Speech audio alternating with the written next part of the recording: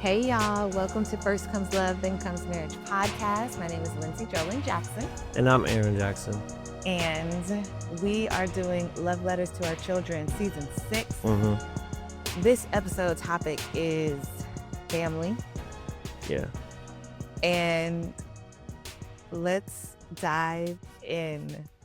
I'm smiling because there's a lot that we could really unpack with just like family, community, village, and our story right now, currently, like where we are right now, is that we are in New York City with our 3 children, 6, 4, and 1, and our dog in Harlem in a 2-bedroom New York City apartment. And family-wise, I have a cousin in New Jersey. I have a cousin my age. That's close down the street. That's close down the street. And the kids have their godmother that is in New York City. And I'm trying to think. And that would be the family that we have. Yeah. Yeah. That's the family that we have here, close by. So that's just like a little bit of what we got going on right now. But when we were thinking about this topic, we were thinking about village, because the saying is it takes a village, and community and what we have. And so village and community is more than just family, right? So first things first, though, I am a middle child.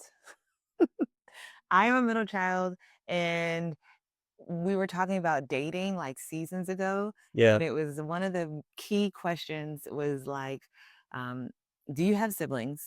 And what is your birth order?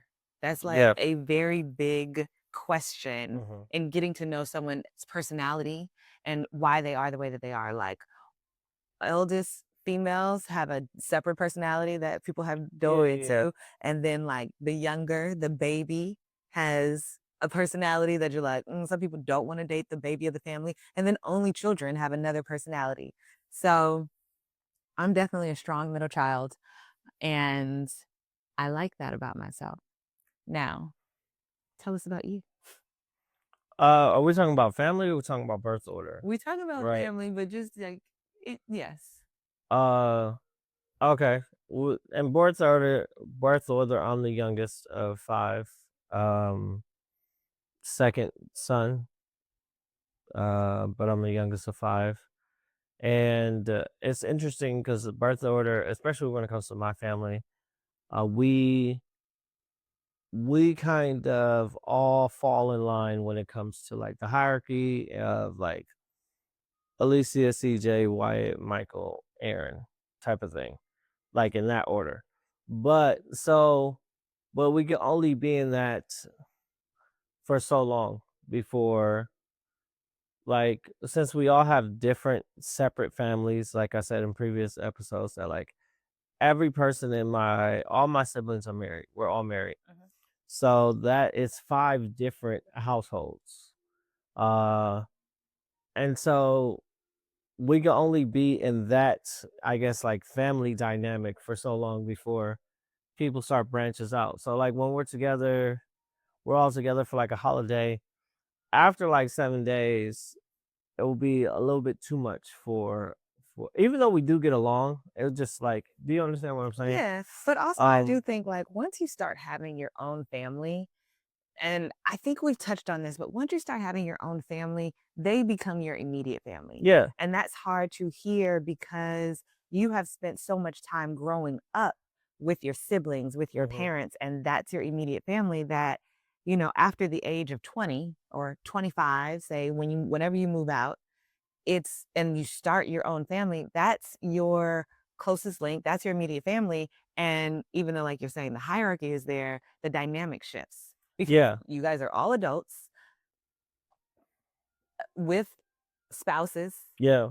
And the spouses, and the spouses is a really huge thing, because like I am the head of my household, but I am also the youngest. You are the baby at home. And So watch them treat you like the baby.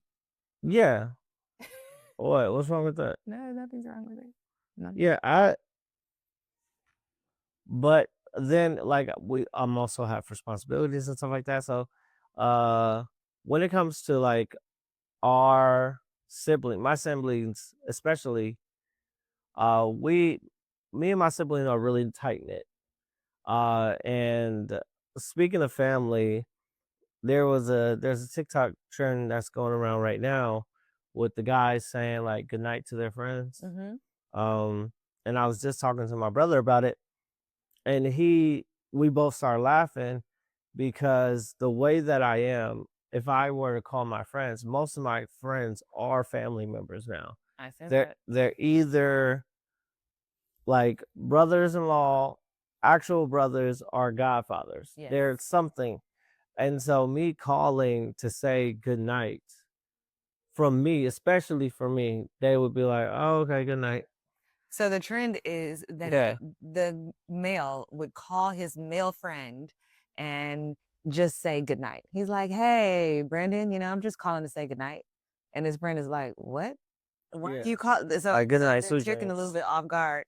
And I said, Eric, I was like, if you did that and we recorded it because it's supposed to have this reaction that is hilarious, it would not be hilarious. They would be like, "All right, well, good night, Aaron. Tell everybody I said I love you." They would Yeah. say it back. Yeah. And that's that type of relationship that you have. Yeah. It's very like our relationship isn't like the macho bravado. Heterosexual, like, yeah. Mhm. It's very Oh, heterosexual. okay. Okay. I'm sorry. Um I was just talking about like the bravado and like the vulnerability. We have that because like me and my friends have gone through stuff together, Yes. right? And also we're all like we all have women and kids and stuff like that. So um I do think that was a funny trend, and just thinking about it, I was like, yeah, what would be I could call my family for anything. And so I was like, what can I just call and say that would be awkward for my family? And I don't think there's anything that I could think of right now that I could just call and be like, um, just like on some awkwardness. Maybe talking about like shaving like your pelvis area, maybe. Like, hey, are you shaved down there? Yeah, yeah. Yeah. Okay. Okay. But like that's it. Um But when it comes to family, I wanted to talk to you about like you said what we have here in New York, and like our base is basically California. Mhm. Do you think that the base is where your parents are, where your original immediate family are? Or is it like say your mom did move to a different like Right. cuz your mom lives in your childhood home, my dad lives Your childhood home. in my childhood home. Yes. But, parents move. That's true. And they relocate. Mhm. They like, okay, I'm moving out of our childhood home. You all are all grown and raised, Yeah. and we're moving to Florida and we're retiring or what have you. So is base if we're playing family tag, where is base? Is base where the grandparents are? No. I think base is where you were born and raised and Mhm. where you feel your roots, which is why born and raised, and where you feel like you're most comfortable, I think. So it's like, mm, if my mom moved for whatever reason and she was like, I'm moving to Salt Lake City, just pulled that out the sky, Uh-huh.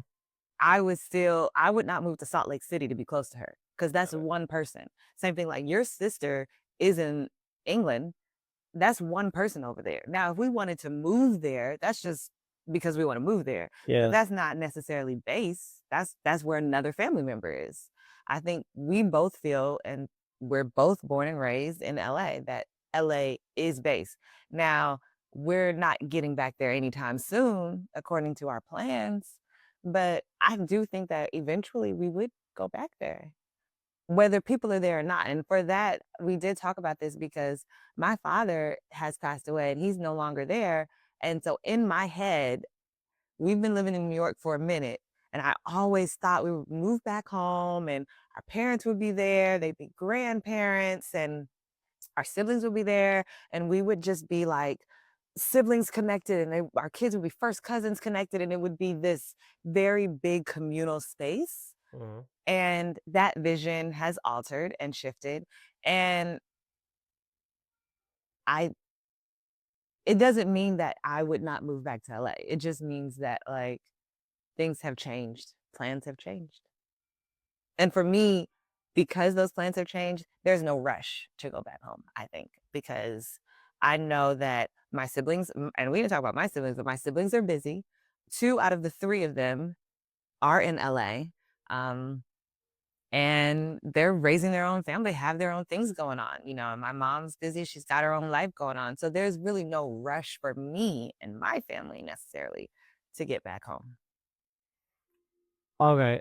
Do you feel like, because I feel like California is home base basically because of how much, like, where's the support? You get what I'm saying? There is definitely Yeah. And more so the more support. So if because, like, the other day, we could call on 2 people here. yeah, Literally, we can 2 people who might be able to help in a pinch here. And then if those 2 people cannot come through, we're in a situation where we can't go to work or we will need to alter a lot, figure it out. We're going to the emergency room. We're doing it out here. And that's it.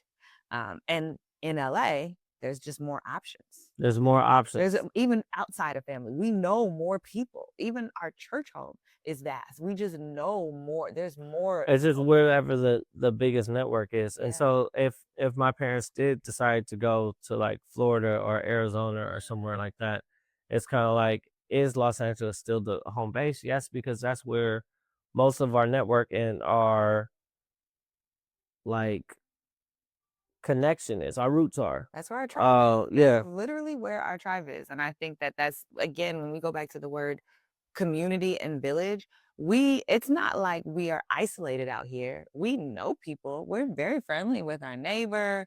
But in the times that we have called our neighbor, she has not been available, to make it simple. And Yeah. so it's like, and that's okay because maybe we're just not connected. We've been living in this apartment now, in this building for 11 years, right? Yeah. As long as we've been married. Exactly. Yeah. And still, I mean, I don't know how long it takes to make a very strong connection where you can call upon people for, like, good favors, but we don't have it. Yeah, we have, I mean, we are keeping our eye on this teenager downstairs at level 3. She's very So she could stop, responsible. yeah, But seeing if she could that ain't what I'm babysit. talking about. Yeah, yeah, yeah. But I'm just saying it's just kind of like, and we do kind of have a connection with them a little bit, not a lot. Uh and it's, to me, and this might be an excuse or maybe not.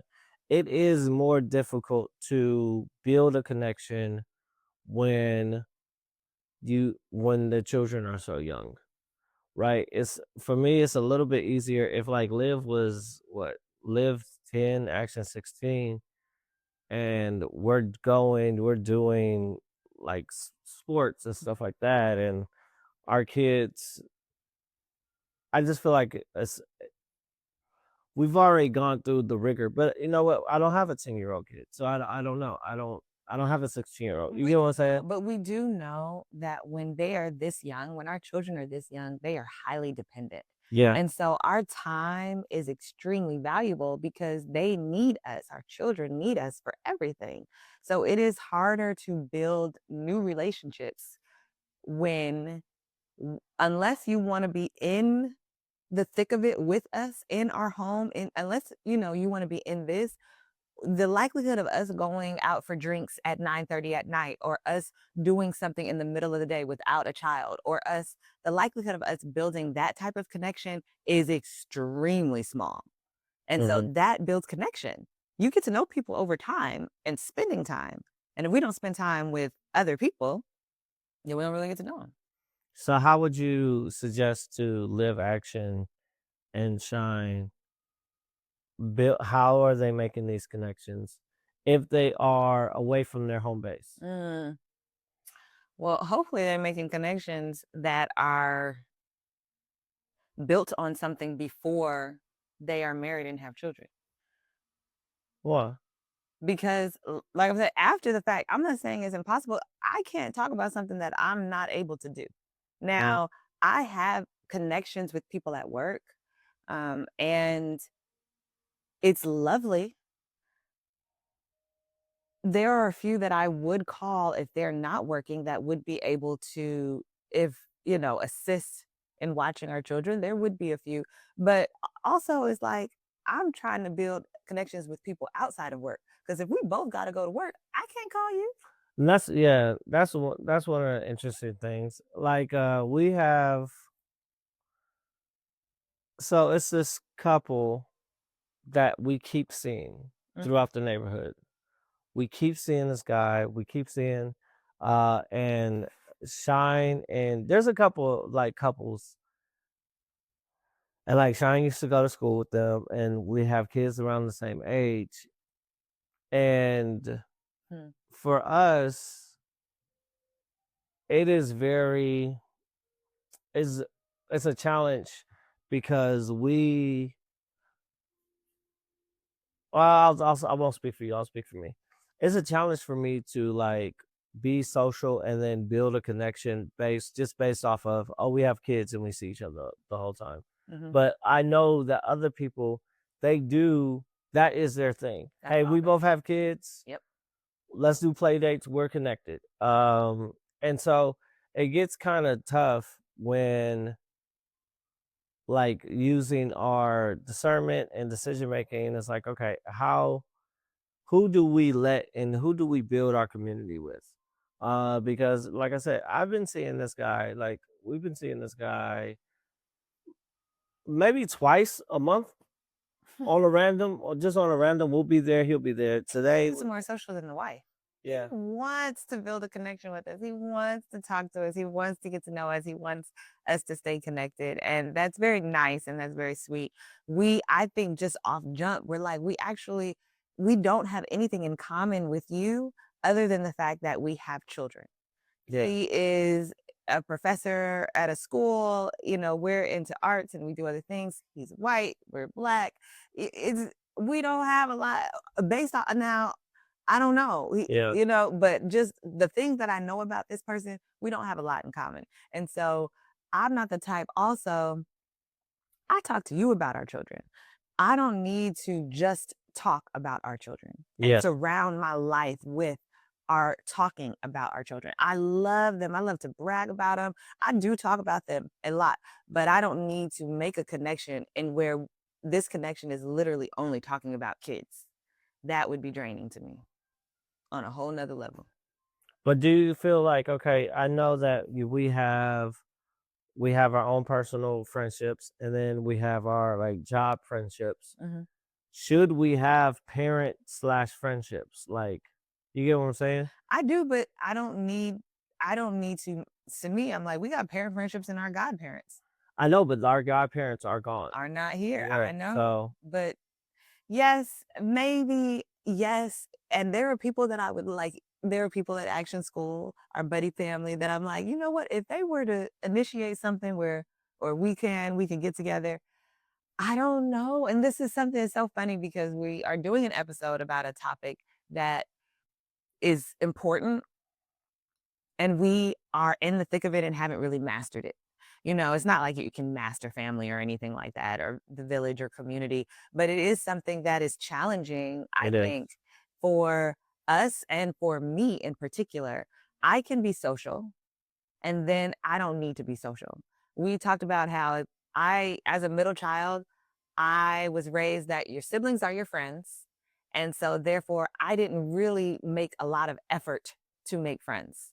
And then by the time I started thinking, oh, friends are important, let me make an effort to make friends, the only thing I knew on how to get in was to gossip.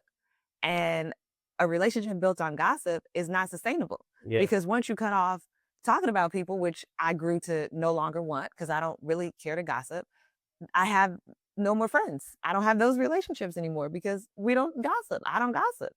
So I am still learning how to create relationships that are built on something more and learning how to build a village. Like I have a couple of communities, that's what we call them, like communities on this app called WhatsApp, where it's like this is the mom community, this is the Black affinity group community, this is the classroom community.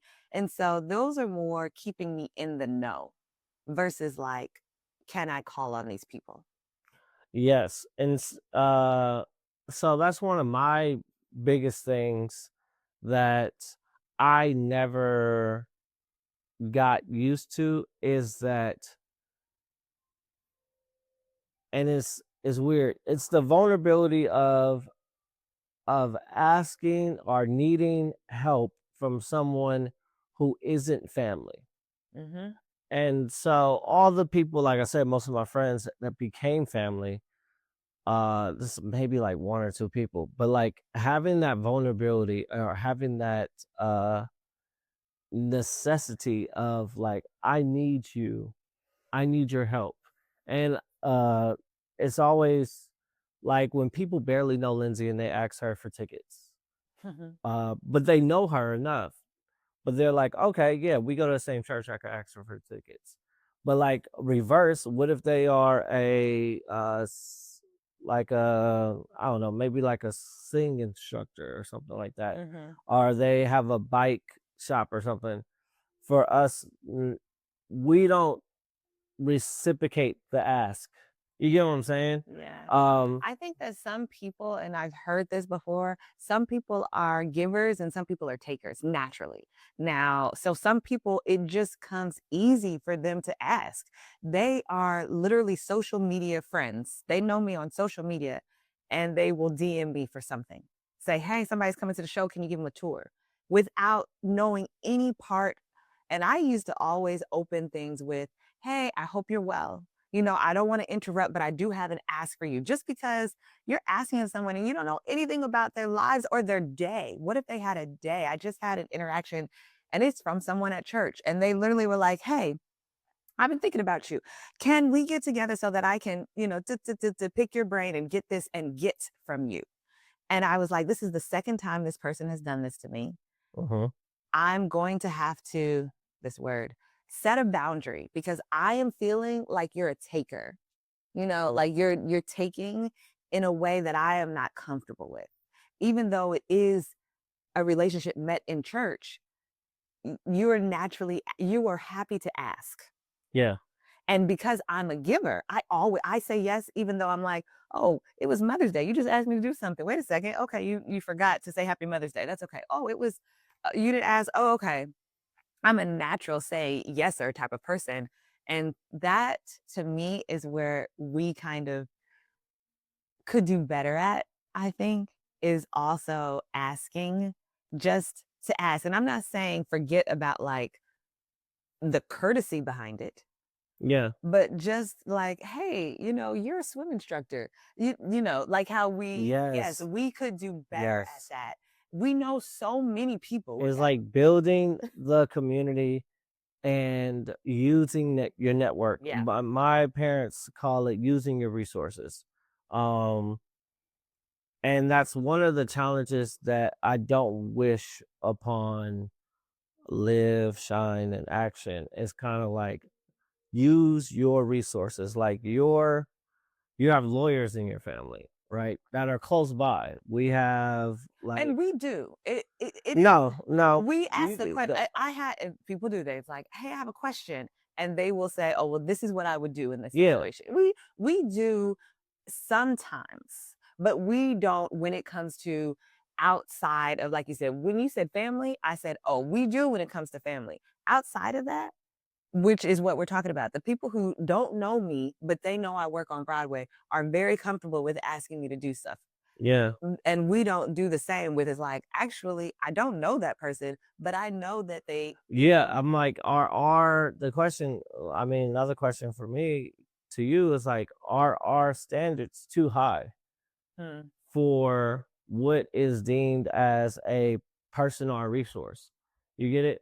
Because like when we ask for things, and this is both of how I usually don't like speaking for Lindsay, but the way that we give so much in friendships and the way that like our loyalty is. Mhm. We're like, "Oh, if we say that you're our friend and we're loyal to you, then you got us. We're Oh, yeah, locked you in." don't even have to ask. Yeah, We're literally and we're so there, and we get it yeah, it's like a subscription. It's like, okay, if you're considered a friend to us, a friend is such a high honor, and mm, so it's like, is our standards too high for these use of these resources that we have in New York? Because at our church last Sunday, she was like, "Hey, should I move back to Jersey with my family mhm, or stay in New York with my family?" And to us, like we are here and we do have some family, but like it's very few. We only accept like our application, like we're Yale and Princeton. It's like, oh, you gotta be in. But on the flip side, since we are givers, when I was working at the restaurant, if anybody wanted to come to the restaurant, just let me know that you're coming, blah blah blah. yes, We were always very giving, but it was like even the people we would give to, we wouldn't even feel comfortable hitting them up for right. stuff that they'll do. Or, like, I think it's so funny because even when I ask, because 'cause we're talking about, like, being comfortable enough to ask of our community, I would ask, like, the people to do something, watch live for a couple hours. I am so overly grateful. I'm like, how do I say thank you?" And they're Right. like, "Yo," like, you know what I mean? And this is reverse that. When I do something, people are like, "Thanks." You know what I mean? Like, Yeah. and so I just think, like, maybe that might be the way that we were raised, or not wanting to be a burden, not wanting to come off as taking advantage, when in reality, and this is like something that I have grown a lot, but still growing, we just need to be comfortable. How do we get comfortable with leaning on people? Leaning Yeah. on people. I didn't want to say like our people because sometimes they're not even our people yet, but they can become our people if we leaned on them. Yeah, because it's community. It takes a village. So there's so many different I remember Action in last summer. He was doing like a thing. Was it last summer or it was this school year? They were going around the community and like meeting the people who like just meeting different people in the community. Mhm. And it's kind of like, yeah, you need all these different people and you need that diversity. You need uh it spread out. And yeah, that's one thing that I did notice about us. We are very much like Lindsey and Aaron and like enclosed. Well, the flip side of that is the few times that we have asked, and I say this because I can remember it very well, is that the response is no, I cannot help you.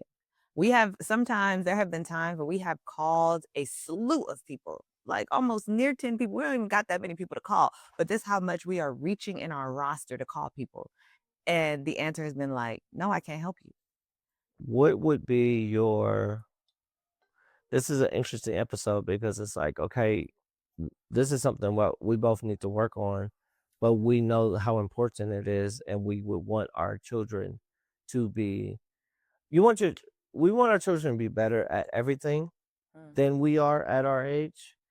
But how do you challenge or how do you give important advice to your children at this when you're not that good at it?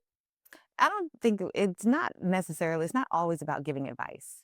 Sometimes it is about sharing and being vulnerable. And I think that that's where we are right now in this episode. Family is important. So we are speaking on that because we were both raised to believe that family is important. Like I said, I was drilled to, my family has family reunions every other year. Cousins I don't even know are cousins. I used to meet a new family member at the family reunion every time I went. And family is important. I also grew up with a Southern mother who speaks to everybody. So community is very important. I knew all of my neighbors. And I still believe in that. I still believe that we should speak to our neighbors, that we should look out for each other. There are people that know me in the neighborhood in Harlem, and because we have such a dynamic family, they know us, and I don't Mhm. know them. This woman, I told you this woman stopped me on the bus the other day, and she was like, "How's her daddy?" And I'm thinking, "My husband?" She was talking about your ankle because you had a boot on, a couple last summer or what have you, and she just recognized my daughter. And so we are members of the community. It is important to us. Now, whether we are um, growing or mastering this type of challenge of being connected with those people, that's just something that we have to grow on. I don't know if we have advice for that other than the fact that we are trying. We are trying. We are putting ourselves, we're trying in the extent of we know that we can do better. I will say that. Yeah, Now, there is also seasons. And so right now we are in the season where we have to depend on each other most of the time. We have to take care of our young children and we might need to call for outside help sometimes. This is not the season where I'm comfortable putting new people into our kids' lives that we might not know yet, or people that I'm questionable about still. Or, I'm very weary of people, mostly also because we didn't grow up in New York. So we talk about like community and things like that. Our home base is being LA. New York City is different. yeah, So I'm also very watchful. I'm like, I want to build community, but I don't know y'all yet. We getting to know. We using our discernment. Is it a yes? Is it a no, Lord? Do we want, like what we got? So I am careful about it, but I also do want to build it as well. yeah.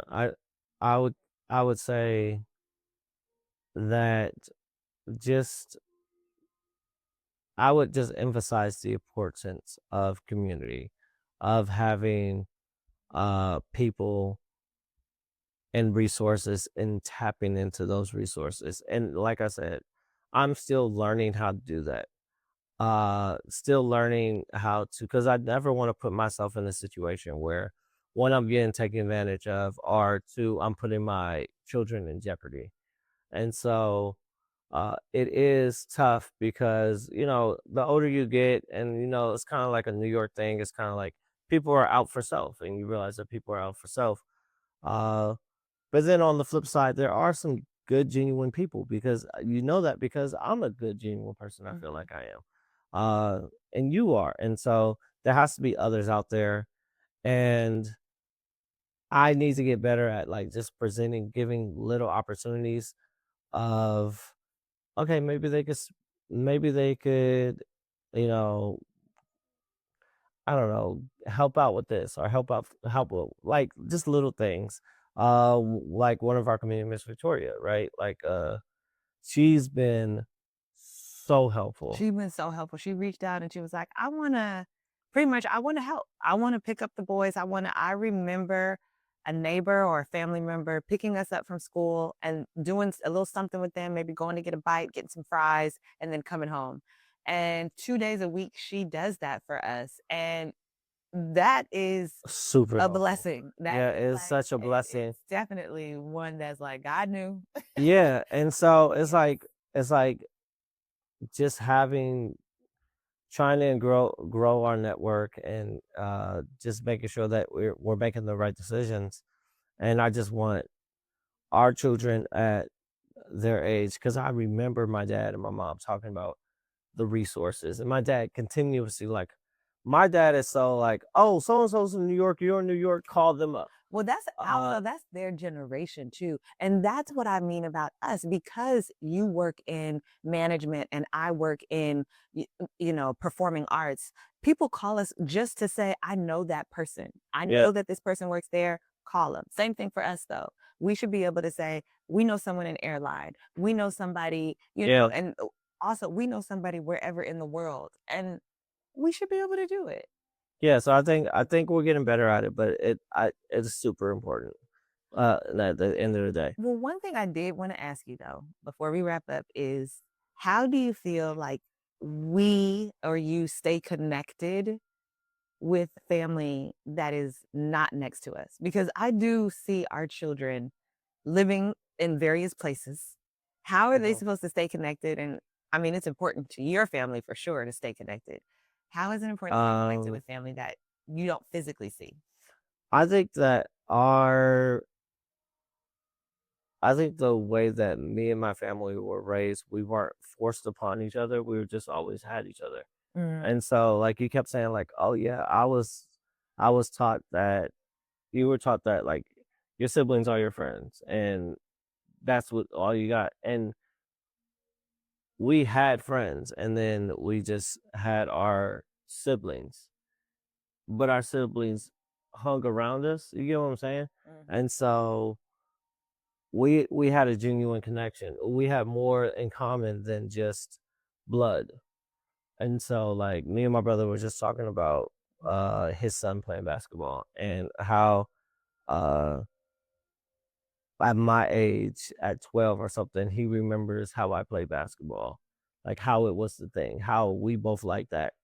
Um my sister, my older sister, how she liked musical theater and I'm married to you. And it's like there's little things that we just have things in common with now and we just had a connection growing up. Other than Other growing growing up like together. yeah, growing up Yes. together. Yes. What is the I don't see this isn't a poll question, but this is a question that I would love to introduce. And I don't know if anybody wants to answer these questions. If they watch it to the end and answer these questions, that would be so great. But it's like, what is the best way to build community? What do you find is the best way that you because we're here to learn too. And I know that podcasts are usually places that people go to learn things, but actually this is probably an area where we're trying to build community as well. Yeah. So, what is the best way to build community? Y'all can answer that question. Now, a poll question. Um, I saw this question about birth order. It's like, what's the best? Who's the favorite? The eldest, the middle, or the youngest? Yeah. Like there's different things like, oh yeah, the middle child tends to make 25% more money than everybody else and stuff like that. It's like little things They're like that. always fighting to like be noticed, be recognized. They just have a different type of Yeah. push. The older child usually is the one that has the most mistakes, if you will, because the parents are still learning, and then the youngest is, Yeah. always the baby and Yeah. always the spoiled and all the things. But I mean, favorite? Which all right, how about this? Which birth order would you date? Mm. That's a good poll question. Which birth order would you date? Yeah, Yeah. I guess because it would be like which birth order, and the last one would be like it doesn't matter. Yeah. But okay, Okay. because I did not think about that when now having been married to the youngest of 5 siblings and you. And I could see that as being, well, I don't know. I need to talk to my in-laws and see if they have the same issues I have with middle child of your siblings and such. You ain't got no issues with me. I know, but I'm just saying. Yeah. Okay, y'all. As always, we want to hear from you. So you can reach us on Instagram, First Comes Love, TCM. You can follow us, comment, and subscribe on the YouTube. It is at First Comes Love. And you can email us, let's talk at first comes love, then comes marriage.com. Talk to you Tuesday.